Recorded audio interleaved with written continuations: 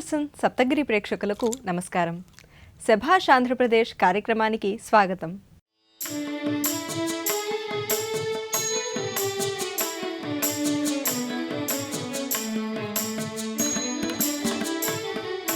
సుభాష సుధాశాల ప్రభాకళ వికాసాల శుభాహ్వాన గానమై తిలకించగ పిలిచే సుభాష సుధాశాల ప్రభాకళ వికాసాల శుభాహ్వాన గానమై తిలకించగ పిలిచే శభాషాంధ్రప్రదేశమై విహరణకై వెలిసే శభాషాంధ్రప్రదేశమై విహరణకై వెలిసే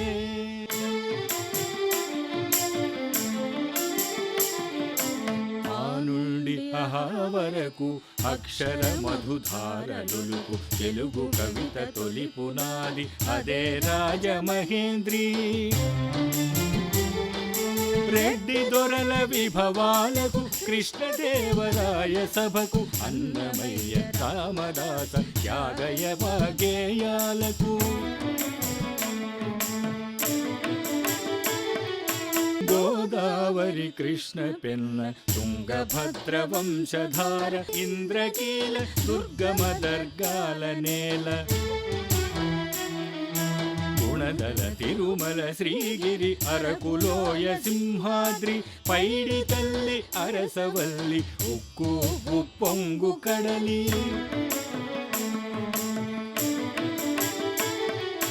సుభాష సుధాశాల ప్రభాకళ వికాసాల శుభాహ్వాన గానమై తిలకించగ పిలిచే శభాషాంధ్రప్రదేశమై విహరణకై వెలిసే శభాషాంధ్రప్రదేశమై విహరణకై వెలిసే. చూడగానే బంగారమా అనిపించే అద్భుతం వాటి సొత్తు. అంతేనా, మైమరపించేలా ఒకదాన్ని మించి మరొకటిలా ఆ ఆభరణాలను చూస్తే మనసు గెంతులేయక మానదు. ఎన్నో మోడల్సు, మరెన్నో వెరైటీసు. ఇవన్నీ ఇంకెక్కడండి, ఆ చిలకలపూడిలోనే. మగువ మనసుకి అద్దం పట్టేలా చిన్నెలద్ది వేల కొద్దీ నగలను తయారు చేస్తున్న బందరు రోల్డ్ గోల్డ్ ప్రత్యేకతను తెలుసుకుందాం. ప్రపంచ ప్రఖ్యాతిగాంచిన రోల్డ్ గోల్డ్ పరిశ్రమకు పుట్టినిల్లు మచిలీపట్నంలోని చిలకలపూడి నగలు. అలంకార ప్రియులైన మగువలకు మరింత అందాన్ని, హుందాతనాన్ని అందించేవి ఆభరణాలు.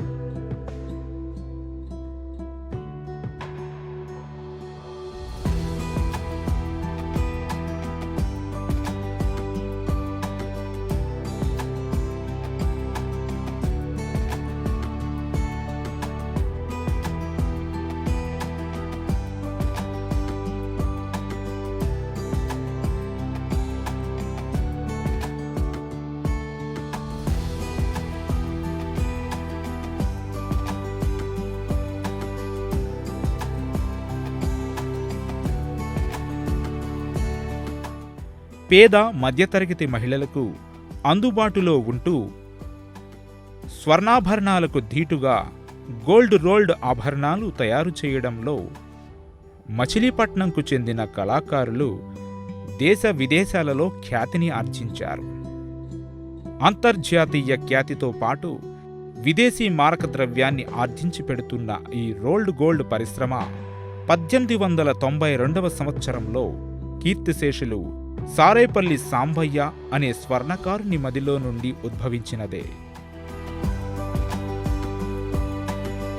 చిలకలపూడిలో సాంబయ్య ఈ ప్రక్రియకు శ్రీకారం చుడితే కాలక్రమంలో ఎన్నో ఆధునిక విధానాలు చోటు చేసుకుని దినదిన ప్రవర్ధమానం చెందుతూ ఈనాడు వేలాది కుటుంబాలకు జీవనాధారమైంది.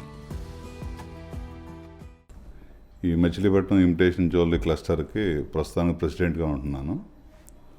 ఈ మచిలీపట్నం రోల్డ్ గోల్డ్ పరిశ్రమ అనేది సుమారుగా 100 సంవత్సరాల సుదీర్ఘమైన చరిత్ర ఉంది.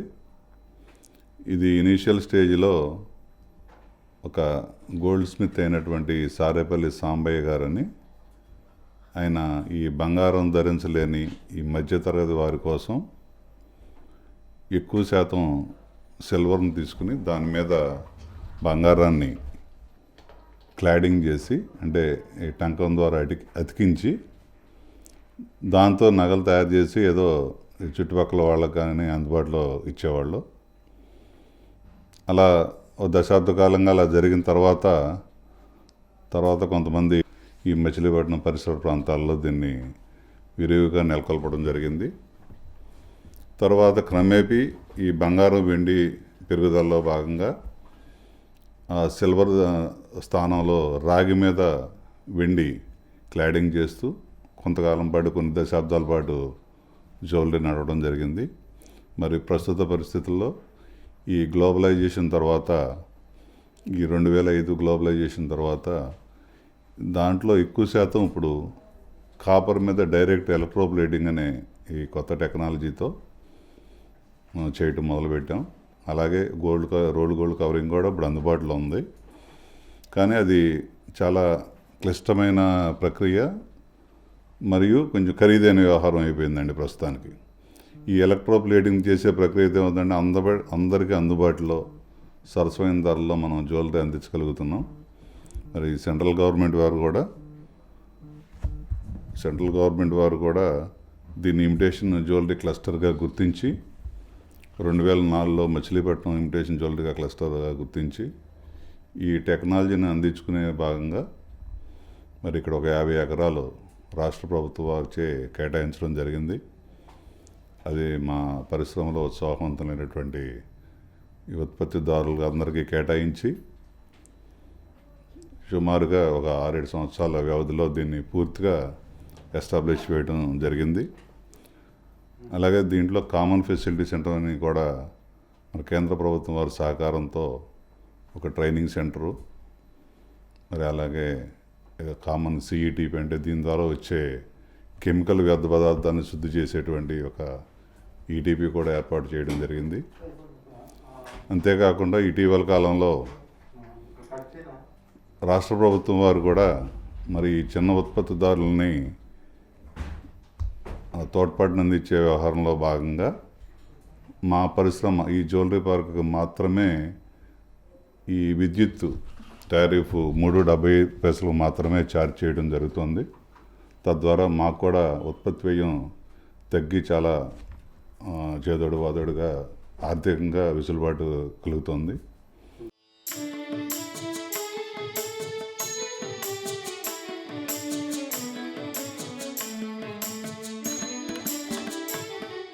వందలాది మంది మహిళలు తమ నైపుణ్యానికి మెరుగులు దిద్దుతున్నారు.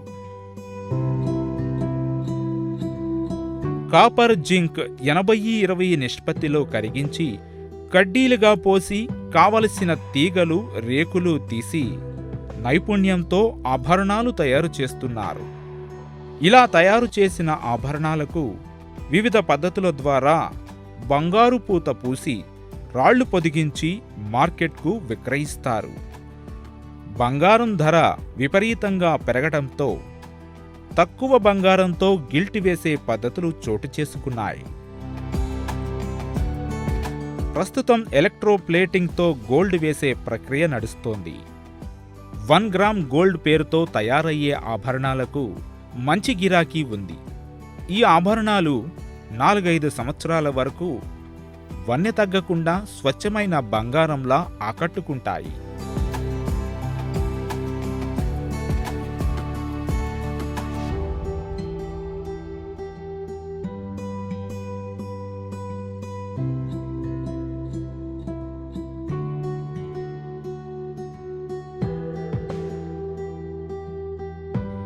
చెవిదిద్దుల నుండి దేవతామూర్తుల ఆభరణాలు,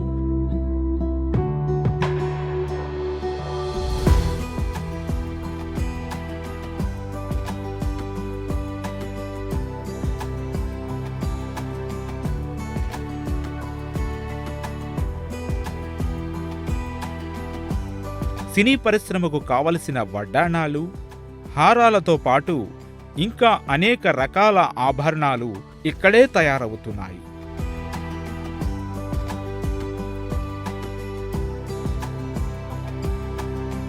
ఈ ఆభరణాల తయారీలో ఇతర రాష్ట్రాల నుంచి పోటీ ఉన్నా మచిలీపట్నం రోల్డ్ గోల్డ్ 1 గ్రామ్ బంగారు నగలకు ఎక్కువ డిమాండ్ ఉంది. ఈ మెటీరియల్ వచ్చేసరికి మనకి ఆడవాళ్ళు వేస్తారు ఉంటారు అనమాట. వాళ్ళ దగ్గర నుంచి వచ్చినాక మనం ఒక ట్రీలా కట్టుకుంటాం. దీన్ని ఒక చెట్లా కట్టుకొని కాస్టింగ్ కాడికి వెళ్ళేసరికి మనం ఈ ఫ్లాస్కోలో పెట్టి ఒక లిక్విడ్ పౌడర్ మనం కలుపుతాం అనమాట. కలిపినప్పుడు మనం ఆ పౌడర్ అనేది మనకి ఈ హోల్స్ నుంచి రాకోకుండా ఈ టేప్ని మనం దీనికి వేస్తూ ఉంటాం.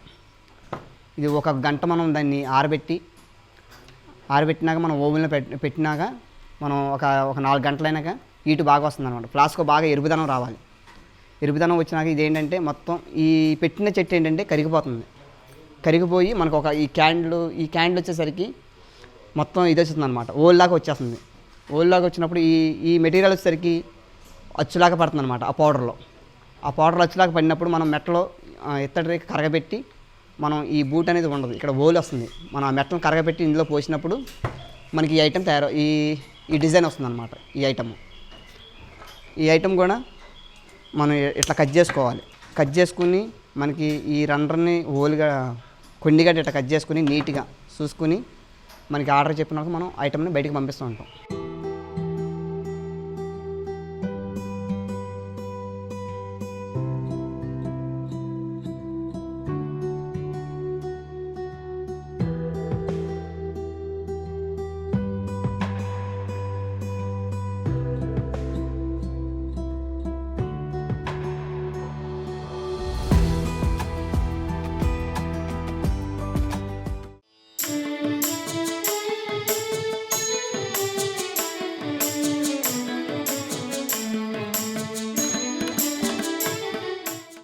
ఆంగ్లేయుల కాలంలో భారతదేశాన్ని పాలిస్తున్న ఆంగ్లేయులు బందరు ఓడరేవు నుండి ఎగుమతి దిగుమతులు చేసేవారు. విదేశాల నుండి ఎరువులు, గోధుమలు వచ్చేవి. భారతదేశం నుండి వస్త్రాలు, ఐరన్ ఓవర్ తదితర వస్తువులు ఎగుమతి జరిగేవి. బందరు పోర్టు విదేశీయులకు సముద్రయానానికి ఎంతగానో అనువుగా ఉండటం వల్ల ఇక్కడ నుండే ఆంగ్లేయులు తమ వ్యాపార కార్యకలాపాలు నిర్వహించేవారు. ఇక్కడే స్థావరాలు ఏర్పాటు చేసుకున్నారు. భారతదేశంలోనే 3వ మున్సిపాలిటీగా ఆనాటి పాలకులు గుర్తింపునిచ్చారు.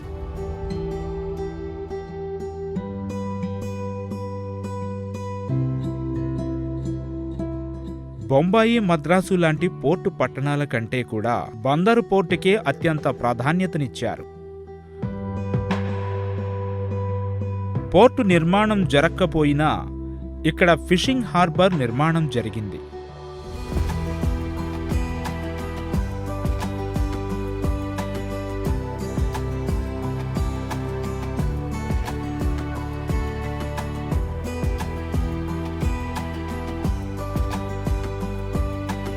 మత్స్యకారులు సముద్రంలో వేటకు వెళ్లి తీసుకువచ్చిన మత్స్య సంపద, రొయ్యలు, చేపలు, పీతల వల్ల కోట్లాది రూపాయల విదేశీ మారక ద్రవ్యం బందరు పోర్టు నుండే లభిస్తుంది.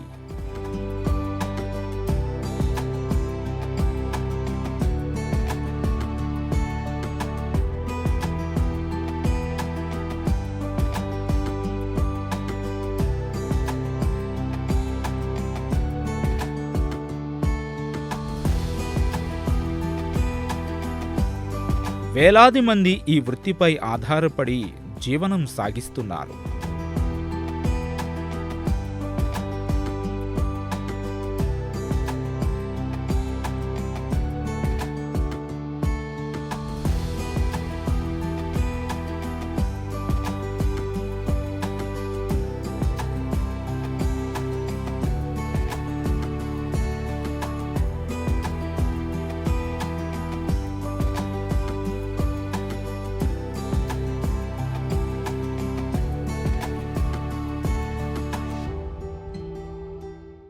మేము మత్స్యకారులు అండి. మా చిన్నతనం నుంచి కూడా ఫిషింగ్ మీద ఆధారపడి జీవిస్తూ ఉంటాం. అలాగే మాకు ఇదివరకు ఫిషర్మ్యాన్కి చాలా ఇబ్బందులు ఉండే. ఒక బోటుకి ఆయిల్ కొట్టించుకునే పరిస్థితి ఏమి, ఒక బోటు కొనుక్కునే పరిస్థితి ఏమి, ఆయిల్కి సబ్సిడీ ఇచ్చే పరిస్థితుల్లో చాలా ఇబ్బందులు పడి జీవనం సాగించేవాళ్ళం. అలాగే ప్రమాదవశాత్తు మాకు ఫిషింగ్ అనేది ఎలా ఉంటుందంటే కత్తి మీద సాము లాంటిదే. ఏ క్షణంలో ఏం జరుగుతుందో తెలియని పరిస్థితి. ఇంటికి వచ్చేదాకా కూడా ఏమవుతాడా ఫిషర్మెన్, శుభ్రంగా ఇంటికి వస్తాడా రాడా అనే ఇబ్బందితో కుటుంబం కూడా ఎదురు చూసే పరిస్థితి. వేట చేసే బోట్ల నుంచి గుల్ల రొయ్య అని, శంకు రొయ్య అని, దాంట్లో టైగర్ అని, బిగ్ సైజు స్మాల్ సైజు, కోనం చేపలు, కవాస్ చేపలు, సందువాయిలు, సొర్రలు, ఇలాంటివన్నీ మాకు చాలా అవైలబుల్గా దొరుకుతాయండి.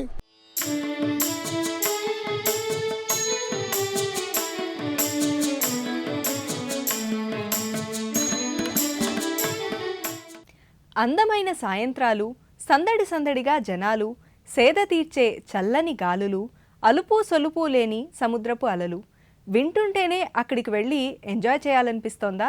ఎందుకండి ఆలస్యం? బందర్లోని మంగినపూడి బీచ్కి వెళ్ళిపోదామా? సహజ సిద్ధంగా ఏర్పడిన మంగినపూడి బీచ్ పర్యాటకులను విశేషంగా ఆకర్షిస్తోంది. విదేశీయుల పాలనలో ఆంగ్లేయులు ఈ సముద్రం ఒడ్డుకు వచ్చి సేద తీరేవారు. ఆంధ్ర, కర్ణాటక రాష్ట్రాల నుండి ఈ బీచ్కి కుటుంబాలతో వస్తూ ఉంటారు. ఈ బీచ్ ప్రత్యేకత ఏమిటంటే ఎక్కువ లోతు లేకుండా ఇసుక బదులు నల్లమట్టితో ఉంటుంది. ఆదివారాల్లో బీచ్కు సందర్శకుల సంఖ్య అత్యధికంగా ఉంటుంది.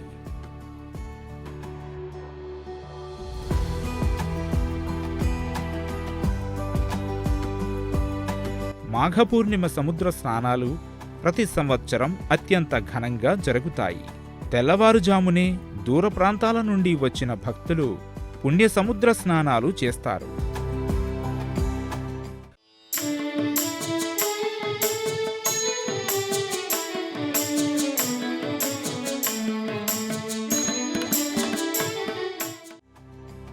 యూరోపియన్లతో పాటు కుతుబ్ షాహీలు, గోల్కొండ నవాబులు ఇలా ఎంతో మంది బందరు కోట కేంద్రంగా పాలన సాగించారు.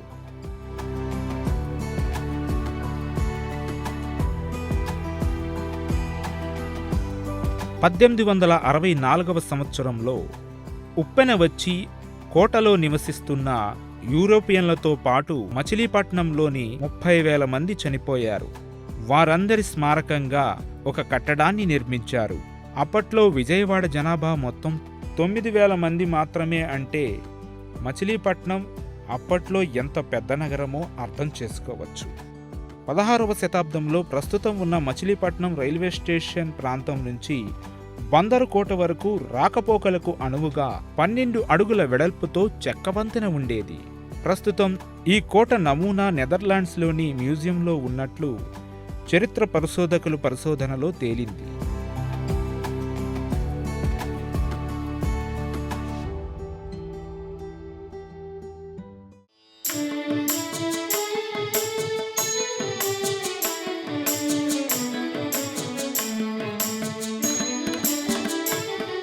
అమర ప్రేమకి అందమైన ప్రతిరూపం, అరబెల్లా పాటర్ల అనురాగానికి సాక్ష్యం.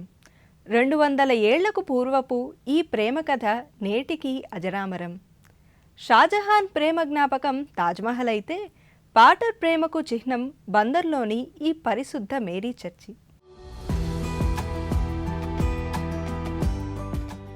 గతించిన తన ప్రియురాలికి ఓ ప్రేమికుడు అర్పించుకున్న శాశ్వత నివాళి కృష్ణా జిల్లా ప్రధాన కేంద్రమైన మచిలీపట్నంలో ఓ సమాధి ఫలకంపై రాసి ఉన్న ఈ మాటలు 2015 సంవత్సరాల నాటి అరబెల్లా పాటర్ల ప్రేమ కథకి అమరత్వాన్ని పొందుపరిచాయి.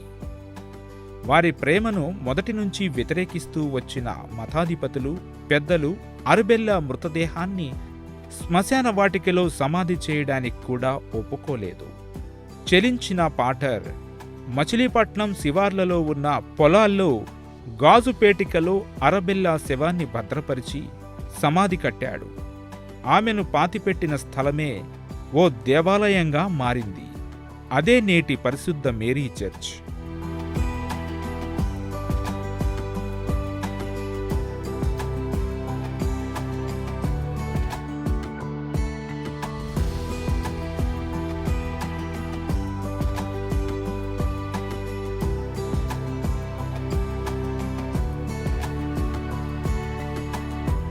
పాటర్ తన ప్రేమ చిహ్నంగా నిర్మించుకున్న అరబెల్లా మందిరాన్ని దైవారాధనకు ఉపయోగించుకుని నేటికి 215 సంవత్సరాలయ్యింది. 1600 సంవత్సరాల తర్వాత ఆంగ్లేయులు సముద్ర మార్గాన్ని తమ సైనిక స్థావరంగా మచిలీపట్నంను ఏర్పరచుకున్నారు. నేటి బందరు కోట వద్ద సైన్యాలకు అధిపతిగా మేజర్ జనరల్ పాటర్ను నియమించారు. అప్పుడే కెప్టెన్గా రాబిన్సన్ను నియమించారు. రాబిన్సన్కు అత్యంత సౌందర్యవతి అయిన అరబెల్లా అనే కుమార్తె ఉన్నది. ఒక కార్యక్రమంలో మేజర్ జనరల్ పాటర్ అరబెల్లాను చూసి ఆమె అందానికి ముగ్ధుడై ప్రేమించాడు. ఆ ఇద్దరి పరిచయం ప్రేమగా మారింది. ఇది గిట్టని అరబెల్లా తండ్రి రాబిన్సన్ కూతురిని పాటర్ని కలవకుండా కట్టడి చేశాడు. వివాహం చేసుకోవాలన్నా సాధ్యపడక చివరకు అరబెల్లా మనోవ్యాధితో చనిపోయింది. ఆమె పార్థివ దేహాన్ని గత్యంతరం లేని పరిస్థితుల్లో ఆనందపేట శివార్లలో అరబెల్లా శవం కుళ్ళిపోకుండా రసాయనాలు పూసి గాజు పలకలో పెట్టి పాతిపెట్టాడు పాటర్. అరబెల్లా శవాన్ని ఎప్పుడు కావాలంటే అప్పుడు చూసుకునే విధంగా నేలలో ఒక అర ఏర్పాటు చేసి గోడకు ఒక కొయ్య పావురాన్ని ఏర్పాటు చేశాడు. ఆ కొయ్య పావురాన్ని తిప్పితే శాశ్వత నిద్రలో ఉన్న అరబెల్లా శవం గాజు పెట్టెతో సహా పైకొచ్చేది. ఒక సందర్భంలో ఇది తెలియక పనివాడు చేతికి కొయ్య పావురం తగలగానే గాజు పెట్టె పైకి రావడంతో అందులో ఉన్న అరబెల్లా శవాన్ని చూసి హఠాత్తుగా ప్రాణాలు వదిలాడు. ఈ వృత్తాంతం తెలిసిన అప్పటి బ్రిటిష్ పాలకులు శాశ్వతంగా ఆ చలువరాతి కట్టడాన్ని ఎప్పుడూ తెరవకూడదని చట్టం చేశారు. ఆ ఆనవాళ్లని మనం ఈనాటికి చూడవచ్చు.